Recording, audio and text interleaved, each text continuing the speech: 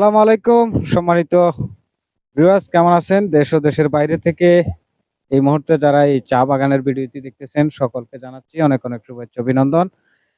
এই চা পাতা বাগানটি হলো যে সিলেট পর্যটক এরিয়া রয়েছে সেখানটায় আসছি। প্রায় 9.5 একরের মধ্যে এই চা পাতা বাগানটি অবস্থিত। এই চা পাতা বাগান থেকে যে সমস্ত চা পাতা উঠিয়ে চা পাতা হিসাবে রূপ দেওয়া হয় সেটার খরচ সম্পূর্ণ সরকারি। এটা সরকারিভাবে নেওয়া হয়। এখানে কিন্তু অনেক পর্যটক এসেছে।